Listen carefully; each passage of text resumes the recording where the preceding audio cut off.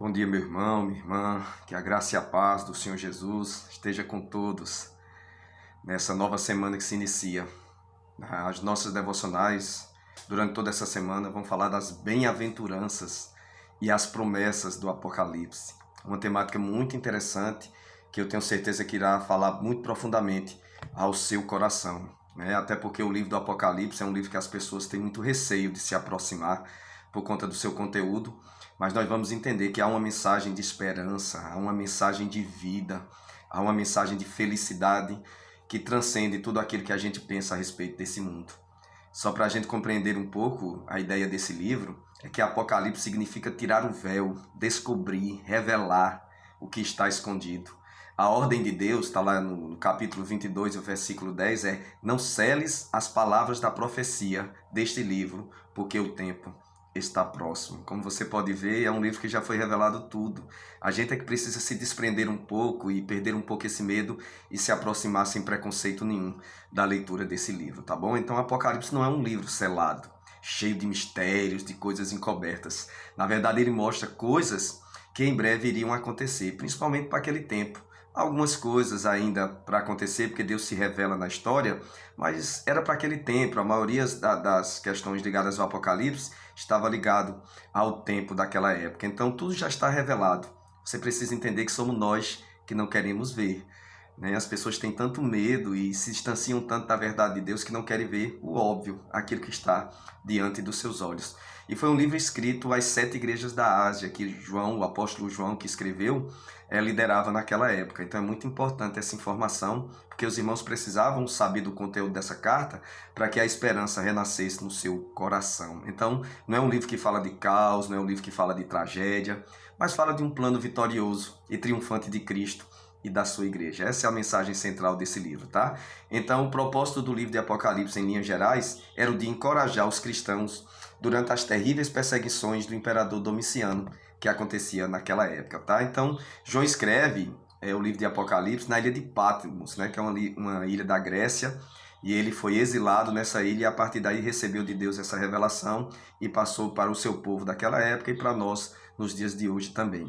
Então a perseguição sempre foi uma marca dos seguidores de Cristo, não seria diferente naquela época, como é assim hoje também.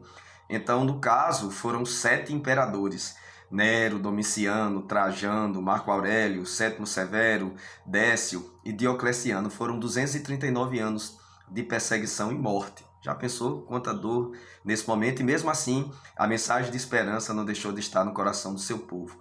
Então, muitos se aproximam desse livro com uma visão escatológica, querendo descobrir coisas, querendo entender as visões, as mensagens por trás do que está escrito. Mas, na verdade, o que esse livro quer dizer é que Jesus tem o controle da igreja e da história em suas mãos. Não diz nenhuma outra coisa além disso. Outros se distanciam desse livro por conta do medo que possuem das coisas ligadas ao tempo do fim. Mas aquele que tem Deus no seu coração não precisa ter medo. Há nesse livro muitas mensagens de esperança e de bem-aventuranças, e é sobre elas que nós iremos falar. Essa palavra bem-aventurança quer dizer feliz, rico, e nós vamos entender que existem outras riquezas, além daquela que muitas pessoas e nós mesmos buscamos para a nossa vida, tá? Iremos falar nessa semana sobre as bem-aventuranças encontradas nesse livro, como eu já disse. E a primeira delas se encontra no capítulo 1, versículo 3, que diz o seguinte: feliz aquele que lê as palavras dessa profecia e felizes aqueles que ouvem e guardam o que nelas está escrito, porque o tempo está próximo. Então esse texto deixa claro que haviam muitas pessoas que não sabiam ler naquela época. E essa leitura pública para os irmãos das 7 igrejas da Ásia traria consolo e paz. Então poucas pessoas sabiam ler naquela época. Então ler era um privilégio, era uma felicidade, era uma riqueza. E aqueles que ouviam e que guardavam se tornavam também pessoas felizes tanto quanto aqueles que liam também. Então, vocês precisam entender que hoje tem todo tipo de Bíblia, mas poucos leem e muito menos pessoas ouvem e guardam. Por isso que essa geração de hoje é tão infeliz e está tão desatenta à vinda do Filho do Homem. Imagina, um tempo de perseguição, de morte, como era naquela época, e as pessoas encontravam motivos para ser felizes, porque alguns liam e a maioria deles ouviam e guardavam. Se você ouvir e guardar, meu irmão, e principalmente ler as Escrituras Sagradas, você vai ver que você precisa de pouquíssima coisa para você ser feliz. Então as pessoas de hoje, elas colocam sua alegria naquilo que não é eterno, naquilo que vai passar.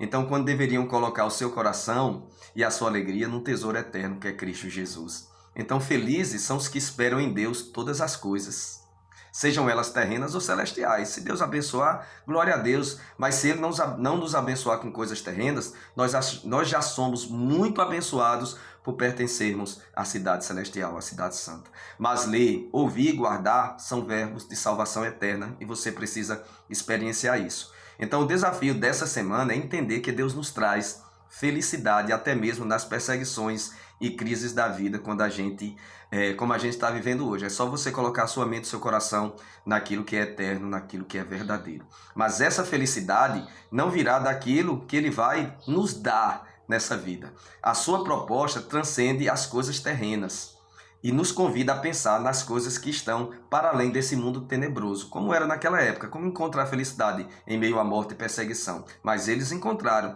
A gente vive um tempo de crise hoje, um tempo de dificuldade, vive. Mas a gente precisa entender que a felicidade também pode ser encontrada nesses momentos. Basta apenas você olhar, mudar o seu olhar, mudar o seu foco, mudar a sua visão e colocar a sua esperança, a sua felicidade e sua alegria em Deus. Então, meu convite nesse início de semana é: sejam felizes, sejam bem-aventurados, sejam ricos, mas ricos da felicidade que vem de Deus. É sobre isso que nós vamos pensar nessa semana. E eu tenho certeza que Deus falará profundamente ao teu coração e trará a felicidade que brota do alto e não daquilo que a gente possui, tá bom? Boa semana para você e que Deus te abençoe em nome de Jesus. Amém.